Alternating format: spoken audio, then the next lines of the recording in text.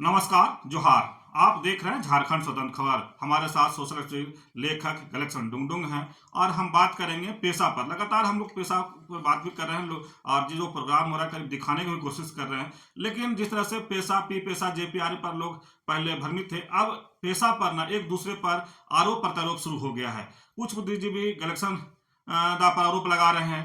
कुछ बा पार्टी के कहें कि भारत आदिवासी पार्टी के प्रदेश महासचिव हैं कृष्ण हंसदा जी, वो तो बड़ा आरोप लगा चुके हैं कि आरएसएस के एजेंट की तरह काम कर रहे हैं, ये विदेशी फंड से अपना प्रोग्राम करते हैं। और ये भी कह रहे हैं कि पेशा 1996 में जेपीआरए जो समाहित है वो सही है। तो एक चीज और कह दिए कि जो हाईकोर्ट का जो आदेश है वो 15-17 के इलेक्शन बात नहीं करते हैं और 2010 को लेकर के लोगों को दिग्भ्रमित करते हैं। वहीं पर एक और बुद्धिजीवी हैं जो पत्थलगड़ी में अहम भूमिका निभाए थे, पत्थलगड़ी के नेता हैं। लेकिन वो भी कह रहे हैं कि इलेक्शन आम जनों में दिग्भ्रमित कर रहा है पेशा को लेकर के। तो बात करेंगे कि जिस तरह से वो कह रहे हैं कि लगातार लोग इन पर एक आरोप लगा रहे हैं कि दिग्भ्रमित आम जनता को दिग्भ्रमित कर रहे हैं। तो हम जानेंगे उस पर ये क्या कहते हैं। दादा जोहार। जोहार जोहार। सबसे पहले दादा कहें कि भारत आदिवासी पार्टी के प्रदेश महासचिव आप पर कई आरोप लगा चुके हैं। वो कह रहे हैं कि आप आरएसएस के एजेंट के तौर पर काम कर रहे हैं, आपको विदेशी फंड मिल रहा है, और पारंपरिक ग्राम सभा को आप कहीं ना कहीं अधिकार ना मिले इस पर भी काम कर रहे हैं। दूसरे कह रहे हैं कि 15-17 के हाईकोर्ट के आदेश पर बात नहीं कर रहे, आप 10 पर बात कर रहे हैं। इसी को लेकर के आप आम जनता में भ्रम फैला रहे, इस पर क्या कहेंगे? देखिए, जब भारत आदिवासी पार्टी यहाँ झारखंड में लॉन्च किया गया था, तब वो उनका दावा था कि भारत आदिवासी पार्टी न सिर्फ झारखंड में बल्कि पूरे देश में एकमात्र पार्टी है जो आदिवासियों के हितों की रक्षा के लिए पार्टी है। अब अभी जो जिस तरह से जेपीआरए 1 मतलब असंवैधानिक जेपीआरए 1 जो 2001 से अब तक लागू है झारखंड में विगत 24 वर्षों से, उसके समर्थन में और एक गलत नियमावली के द्वारा जेपीआरए में पेशा के कुछ प्रावधान हैं, उसी को पेशा बताकर लागू करवाने के लिए जो भारत आदिवासी पार्टी के दो बड़े नेता, एक तो राष्ट्रीय सचिव माननीय प्रभाकर तिर्की जी और दूसरे राज्य महासचिव कृष्णा हंसदा जी, जिस तत्परता के साथ सपोर्ट कर रहे हैं यह मतलब अनएक्सपेक्टेड है, अनपेक्षित है। इसलिए अनपेक्षित है, एक तरफ भारत आदिवासी पार्टी झारखंड यूनिट निरंतर जो है मांग कर रही है कि पेशा कानून 1996 जो है उसके 23 प्रावधानों को अक्षरशः लागू किया जाए, और दूसरी ओर अगर उनके राष्ट्रीय सचिव और राज्य महासचिव जेपीआरए को लागू करवाने के लिए बात कर रहे हैं, तब तो बड़ा कंट्राडिक्शन है, बड़ा चिंतनीय विषय है। और उसके साथ साथ माननीय प्रभाकर तिर्की जी ने यह भी कहा कि नगर पालिका अनुसूचित क्षेत्र में वैध है। तो आप तो भारत आदिवासी पार्टी को न सिर्फ झारखंड के आदिवासियों को बल्कि पूरे देश के आदिवासियों को जवाब देना पड़ेगा कि उनका लाइन क्या है। क्या देश के अनुसूचित क्षेत्रों में नगर पालिका वैध है? क्या वो वैध मानते हैं? क्या झारखंड में जो जेपीआरए 2001 जो असंवैधानिक रूप से लागू किया गया है उसको पार्टी वैध मानती है? तो पार्टी को अपना पक्ष रखना पड़ेगा, ऐसा नहीं चल सकता है ना? क्योंकि इसमें बहुत स्पष्ट है, मतलब हम अवैध क्यों कह रहे हैं जेपीआरए को? बिल्कुल संवैधानिक प्रावधान है, बहुत स्पष्ट है कि अनुसूचित क्षेत्रों में यहाँ का प्रशासन और नियंत्रण भारत के संविधान अनुच्छेद 244(1) के तहत होगा। और जब भी जो संविधान का पार्ट 9 और पार्ट 9A का विस्तार अनुसूचित क्षेत्रों में होगा, उसके लिए सिर्फ और सिर्फ संसद ही कानून बना सकता है और कोई नहीं बना सकता। है, विधानमंडल को उसका अधिकार नहीं है। अब जब पंचायत का वन विस्तार करने की बात है तो स्पष्ट है कि आर्टिकल अनुच्छेद 243 लिखा है कि ये जो है कि पार्ट 9 अनुसूचित क्षेत्रों में विस्तार नहीं होगा। पार्ट 9 का विस्तार जो करना है तो आर्टिकल 243 M4B के तहत संसद ही कर सकता है। और उसी तरह अगर नगर पालिका का विस्तार करना है, मतलब संविधान पार्ट 9A का विस्तार करना है, उसके उपबंध का पूरा उसको विस्तार नहीं कर सकते, उपबंध को विस्तार करना होगा, तो उसके लिए संसद को जो है आर्टिकल 243 ZC1 को ZC3 के द्वारा संशोधन करना पड़ेगा। जब ZC3 के द्वारा संशोधन हुआ ही नहीं है, उसके बावजूद अगर भारत आदिवासी पार्टी के इतने बड़े नेता कह रहे हैं कि अनुसूचित क्षेत्रों में नगर पालिका वैध है, तो यह बहुत ही चिंतनीय विषय है आदिवासियों के लिए। अब सवाल ये होता है, जैसे लोग रेफरेंस भी दे रहे हैं, आपने कहा सुप्रीम कोर्ट का, हाई कोर्ट और सुप्रीम कोर्ट का। अब हाई कोर्ट ने क्या कहा, जो ये रेफरेंस दे रहे हैं बुद्धिजीवी मंच, जिसमें ये आपका प्रेमचंद मुर्मू उसमें केस में थे, और अब इसमें कोर्ट ने क्या कहा, जजमेंट जो है ना उसमें स्पष्ट लिखा हुआ है कि एवरीथिंग ऑफ पेशा is taken care of in JPR, है ना। उसका मतलब ही है कि जो प्रावधान पेशा में है उन सारे प्रावधानों का झारखंड पंचायत राज अधिनियम में ख्याल रखा गया, उसका मतलब ये होता है। आप सोचिए, आप पूछिए, अगर जब वो कह रहे हैं माननीय कृष्णा हंसदा जी, बाप पार्टी कह रही है, तो वो बताए ना, हमको बता दे कि JPRA में पेशा के 23 प्रावधान शामिल किए गए हैं, दिखा दे। हकीकत यह है कि पेशा के मूल 10 प्रावधान हटा दिए गए हैं। उसमें कौन कौन, भूमि अधिग्रहण का सवाल उसमें हटा दिया गया है, जो है आपका आदिवासी जमीन वापसी का सवाल, उसमें लघु खनिज का अधिकार ग्राम सभा को हटा दिया गया। उसके बावजूद अगर ये माननीय कृष्णा हंसदा जी कह रहे हैं पारंपरिक ग्राम सभा कहते रहते हैं, और उसमें पारंपरिक ग्राम सभा से अधिकार छीन लिया गया है JPRA के द्वारा, तब भी JPRA को लागू करवाने में ये अड़े हुए हैं, तो इनको तो जवाब देना पड़ेगा। अब हम तो ये नहीं मानेंगे ना कि कोर्ट ने, चूंकि कोर्ट ने कह दिया सब कुछ उसमें मतलब शामिल कर दिया गया है और शामिल ही नहीं किया गया है, तो हम मान लें। देश में बहुत सारे सुप्रीम कोर्ट के जजमेंट का आलोचना हो रहा है, जैसे आप राम जन्म भूमि वाला में देखिए, जिस तरह से chief justice supreme court Chandrachud साहब ने कहा, जब मैं फैसला लिख रहा था तब मुझे भगवान की याद आई और वहां से मैंने गाइड लिया, तब कितना उनकी आलोचना हुई, उनकी आलोचना हुई ना भाई। तब ऐसा थोड़ी है कि सुप्रीम कोर्ट और हाई कोर्ट कुछ भी फैसला दे दिया और उसको हम लोग स्वीकार कर लेंगे। आपने गलत फैसला दिया, दिखाना पड़ेगा। हाँ, इसमें बुद्धिजीवी मंच ने भी गलत किया है। गलत क्या किया है, जब उस फैसला में दिया कि everything is taken care of पेशा इन JPRA में, तो उनको चैलेंज करना चाहिए था सुप्रीम कोर्ट में। उन्होंने उसको ना चैलेंज करते हुए उल्टा चैलेंज कर दिया। चैलेंज किया कि जो है आप आदेश दीजिए एक नया कानून बनाने के लिए, मतलब वो सेक्शन 4O के तहत। तो जब ऑलरेडी कानून है, क्यों सुप्रीम कोर्ट आदेश देगा? तब सुप्रीम कोर्ट ने कहा ये हमारा काम नहीं है। अब जब मैं सवाल उठाता हूं तो बुद्धिजीवी मंच वाले बोलते हैं ये फर्जी लेखक है, फर्जी बुद्धिजीवी है, वगैरह वगैरह। आप जवाब दीजिए ना, लोगों को पिटीशन दिखाइए।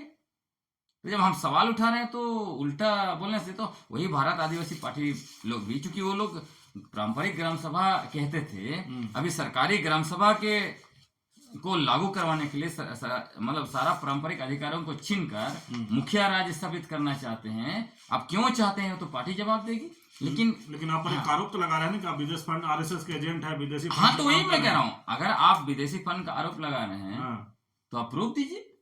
मैं कह रहा हूँ कि विदेशी फंड से जो पूरा कार्यक्रम चला रहे हैं, अब जाइए हम बताते हैं।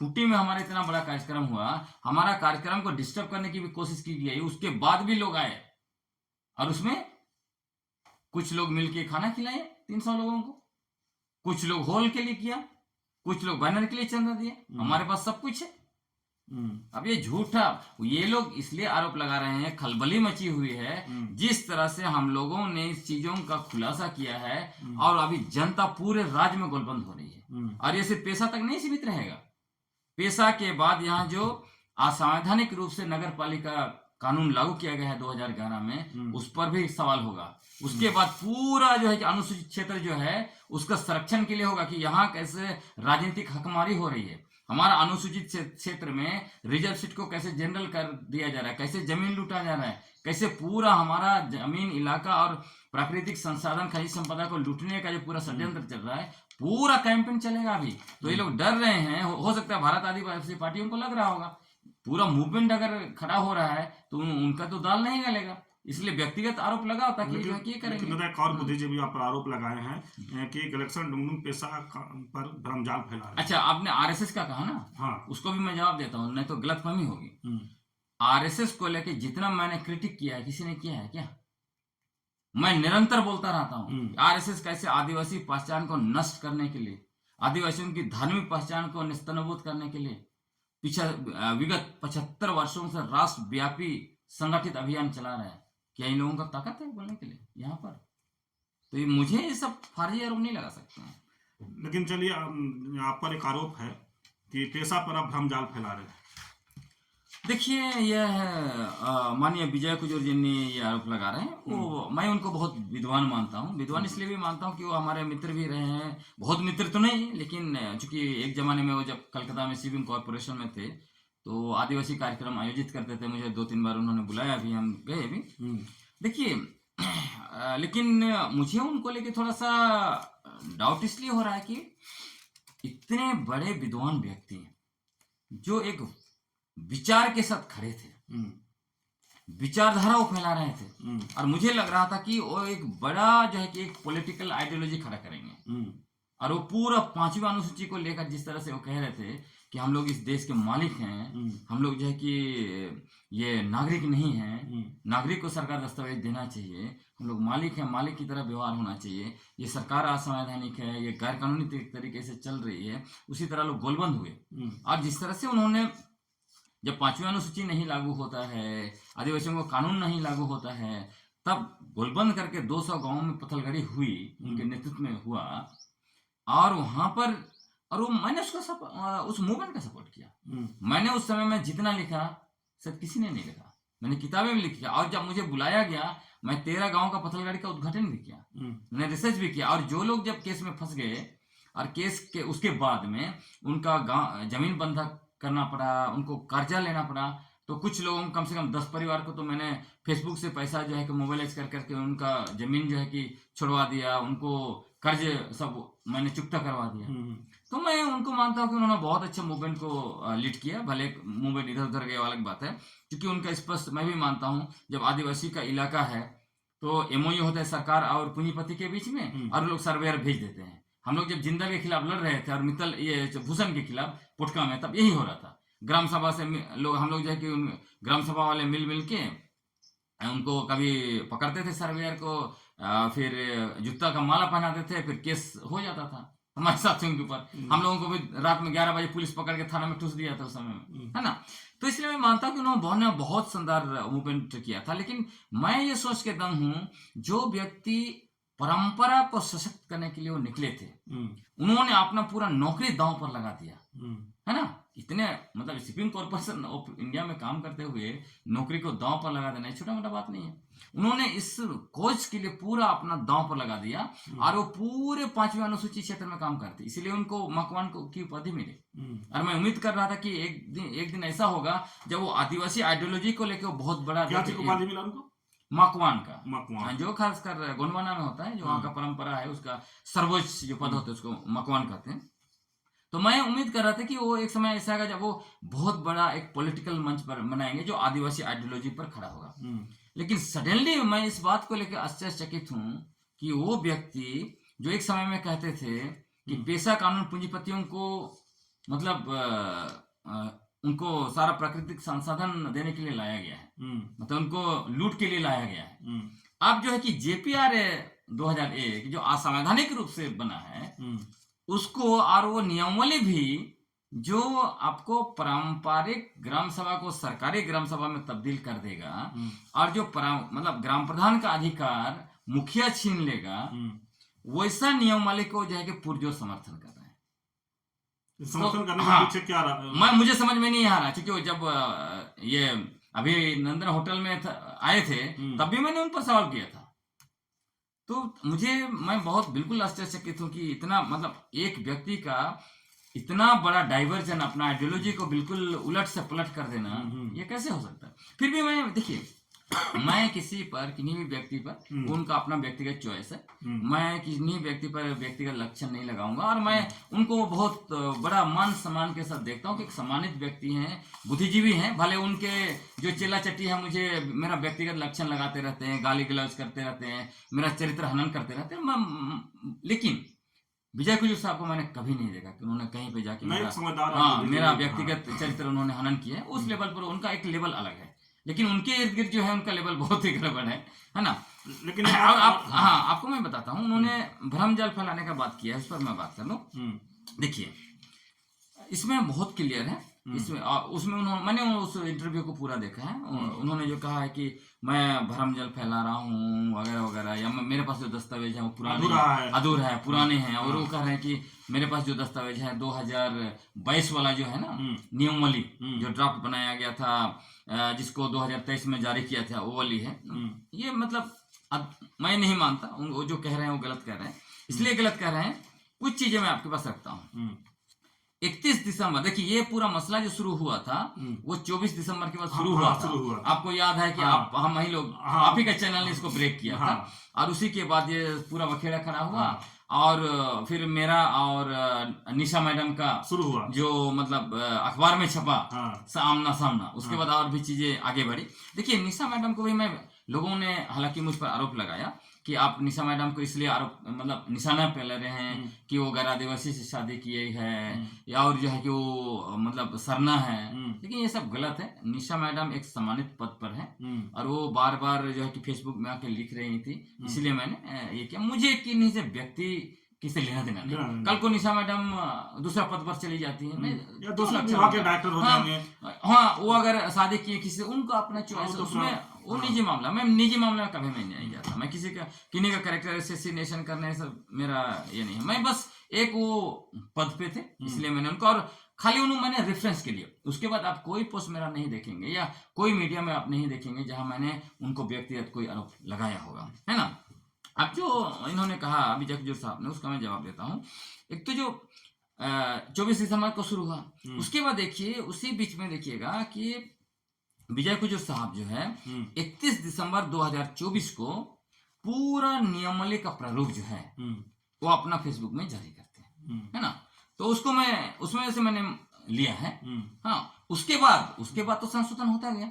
हाँ, अभी लेटेस्ट बोलेंगे तो, लेकिन ये तो मानना पड़ेगा ना कि जो नियमावली आपका 2024 मतलब 22 का है, उसको छोड़ भी देते हैं। तो जो 31 दिसंबर 2024 को विजय कुजूर साहब ने खुद जारी किया है निशा मैडम से लेके, तो उसमें देखिए उसी को लेके हम आगे चर्चा को बढ़ाए हैं, है ना।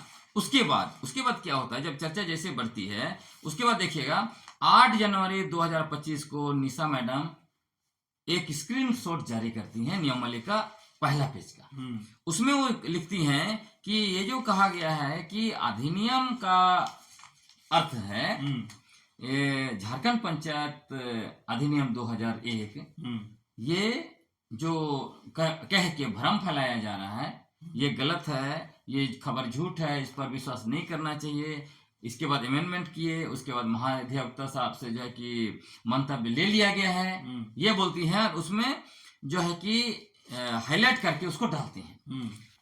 अब उसके बाद आज उसी के नीचे ठीक देखिएगा तो उसमें क्या लिखा हुआ रहता है, अधिनियम का अर्थ तो बदल जाता है, लेकिन दूसरा उसका देखिएगा तो उसमें क्या लिखता है, धारा का अर्थ में लिखा हुआ रहता है झारखंड पंचायत राज अधिनियम की धाराएं। तभी मैं सवाल खड़ा कर देता हूं कि यह कैसा जो है कि नियम कानून लगाया जा रहा है पेशा को लेकर झारखंड में, कि अधिनियम का नाम होगा झारखंड पंचायत उपबंध अनुसूचित क्षेत्रों पर विस्तार अधिनियम 1996। लेकिन धाराएं जो होंगी वो झारखंड पंचायत अधिनियम 2001 की धाराएं हैं। समझ रहे हैं? हाँ। तो मैं कहीं भी भ्रम नहीं फैला रहा हूं। ये लोग अमेंडमेंट करते जा रहे हैं तो अच्छा है ना, हमने सवाल उठाया इसलिए अमेंडमेंट हो रहा है। अगर हम सवाल नहीं उठाते तो ये ऐसे ही रह जाता। और हमारे पारंपरिक लोगों को जो है कि भ्रम में डाल के जेपीआरए को पेशा बोल के वो नियमावली बना के जो है कि लागू कर रहे थे। और इसमें क्या है, नियमावली में तो देखिएगा बहुत सारे प्रोविजंस हैं जो पेशा कानून 1996 के 23 प्रावधानों के अनुरूप हैं, लेकिन नियम अधिनियम में नहीं है। तो फिर लागू कैसे होगा भाई? तो भ्रम में तो हम नहीं डाल रहे हैं, भ्रम में जो डाला जा रहा है सरकार ही डाल रही है ना।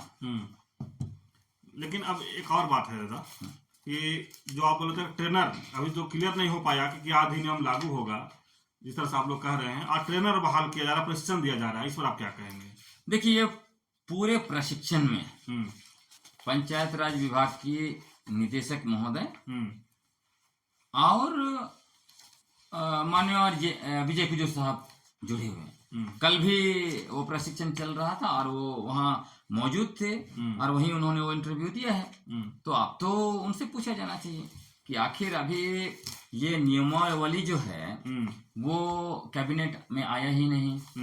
अभी जो है कि ट्राइब एडवाइजरी काउंसिल जो है उसका गठन हुआ भी नहीं है। तो फिर ये प्रशिक्षण कैसे शुरू हो गया पेशा पर? क्या ऐसा तो नहीं हो रहा है कि ये जो आधा अधूरा पेशा नियमावली इन्होंने लाया है, मतलब जिसको मैं बोलता हूँ कि पूरा जो है मतलब पारंपरिक ग्राम सभा को सरकारी ग्राम सभा बनाने की ये प्रक्रिया चल रही है, उसी को लादने के लिए भ्रम तो नहीं फैलाया जा रहा है। उनको ट्रेनिंग के नाम पर ला के अपने पक्ष में खड़ा करने की कोशिश तो नहीं हो रही। लेकिन जो भी हो जाए हमें कोई दिक्कत नहीं है। लेकिन वो कह रहे हैं कि ये जो पंचायत सचिव कुछ नहीं करेगा, वो परंपरा वाला नहीं देखेगा, ये सारे चीजें गलत बात कह रहे हैं। इसमें बहुत स्पष्ट लिखा हुआ है, इसमें स्पष्ट लिखा हुआ है कि पंचायत का सचिव होगा वही ग्राम सभा का जो सचिव होगा। और उसमें यह भी लिखा हुआ है कि यदि एक गांव में एक ग्राम सभा से ज्यादा ग्राम सभा होगा, मान लीजिए एक गांव है रेवेन्यू का और उसमें 7 टोला है, तो 7 ग्राम सभाएं होंगी। तो ये 7 ग्राम सभा का सचिव जो होगा वो पंचायत सचिव ही होगा। तो पंचायत सचिव तो सरकारी कर्मचारी होगा। तो इस तरह की एकदम भ्रमित तो वो कर रहे हैं, हम नहीं कर रहे हैं। लेकिन एक और बात बोले हैं कि सवाल खड़ा करने के बजाय विभाग को अपना जो है वो सौंपना चाहिए सुझाव। देखिए, जब ये पूरी प्रक्रिया चल रही थी 2022 में जो आया, उससे पहले से मैं आपको बता रहा हूँ, तो यह मैं समझ नहीं पा रहा हूँ क्योंकि मुझे बताया गया जो लोग ड्राफ्टिंग कमेटी में थे या फिर जो ऐसे सुझाव देने गए थे, लोगों को चिट्ठी भेजकर लोगों को बुलाया गया, फोन करके बुलाया गया, लेकिन मुझे साइड रखा गया। मैं इंतजार कर रहा था। उसमें जो लॉबी था, मैं नाम नहीं लूंगा, लेकिन जो टीआरआई में जिनकी लॉबी थी, एक ग्रुप था जिन्होंने आपको ये ट्राइब एडवाइजरी काउंसिल का भी नियमावली का ड्राफ्ट किया, तब भी मैंने जोरदार विरोध किया था, उसको भी मैंने एक्सपोज किया था, और उसी लॉबी ने इसको ड्राफ्ट किया। और ये जो अभी माननीय विजय कुजूर साहब ने जो जारी किया है, इसमें तो बहुत कुछ परिवर्तन भी है। लेकिन जिस लॉबी ने ड्राफ्ट किया है 2022 वाला, आप उठा के देखिए ना, वो लोग कह रहे हैं कि हमने बहुत शानदार ड्राफ्ट किया है। उनको तो पूछा जाना चाहिए। मैं तो कह रहा हूं 2 फरवरी 2025 को रांची में, क्योंकि ये लोग कह रहे हैं कि नियमावली बहुत शानदार है, हमने बहुत अच्छे से ड्राफ्ट किया है, सब लोग जस्टिफाई कर रहे हैं, कह रहे हैं कि इसको लागू होने दीजिए। मैं खुला चुनौती दे रहा हूं, ये आदिवासी क्षेत्र सुरक्षा परिषद रांची में आयोजित कर रहा है महाबहस सिर्फ और सिर्फ नियमावली पर। 2 फरवरी 2025 को नियमावली पर महाबहस होगा। आइए आप लोग सब लोग अपना पक्ष रखिए, जनता रहेगी। आप बताइए कि आपने कितना सही ड्राफ्ट किया है और ये कितना सही है ना? वो जवाब देना पड़ेगा। मैं बिल्कुल स्वागत कर रहा हूँ, क्योंकि मुझे वहां पे घुसने नहीं दिया गया। अब किन कारणों से नहीं दिया गया, और हमारे लोग भी गए, हमको घुसने नहीं दिया गया, तो हमने कुछ लोगों को भेजा भी। कहाँ पर आपको घुसने नहीं दिया गया? मतलब हमको बुलाया नहीं गया। अच्छा, हाँ, ये तो हमारे लोगों को घुसने नहीं दिया गया, या घुसा भी तो उनको जो है कि उनकी सुनी नहीं गई, उनको भगा दिया गया। उन लोगों ने मुझे बोला कि देखिए हम लोगों को तो कुछ बोलने का अधिकार नहीं दिया गया, हमें भगा दिया गया। तो इसीलिए हम कह रहे हैं कि तो हम लोग जब आप प्रक्रिया में हम लोगों को शामिल नहीं किए, जैसे ये भी कह रहे हैं माननीय विजय कुजूर साहब कह रहे हैं कि चूंकि हम लोग कह रहे हैं उनको नहीं शामिल कर रहे हैं इसीलिए आवाज नहीं, ऐसी बात नहीं। हमारा कहीं से भी कोई सेल्फिश मोटिव है ही नहीं। हम बहुत स्पष्ट हैं कि हम लोग सिर्फ और सिर्फ पेशा कानून 1996 के मूल 23 प्रावधान के अनुरूप लागू हो जाए, आप लागू कीजिए। नियमावली सब कुछ उसी के अनुरूप होना चाहिए। आप जो है कि असंवैधानिक जेपीआरए को अनुसूचित क्षेत्र में आप थोप नहीं सकते हैं, ये नहीं चल सकता है। और हम इसीलिए मांग कर रहे हैं क्योंकि इंडिया गठबंधन के दोनों घटक दल, बड़े घटक दल झारखंड मुक्ति मोर्चा और कांग्रेस, दोनों ने वादा किया है अपने मैनिफेस्टो में कि हमारी सरकार दोबारा आती है तो हम पेशा कानून 1996 को लागू करेंगे। उन्होंने ये बिल्कुल नहीं कहा कि जो असंवैधानिक तरीके से विगत 24 वर्षों से झारखंड के अनुसूचित क्षेत्रों में जेपीआरए लागू है उसी को हम लागू करेंगे। यदि वो ये बोले हुए रहते तो हम लोग सोचते। इसीलिए हमने इस सरकार को वापस सत्ता में लाने के लिए एड़ी चोटी एक किया हुआ था।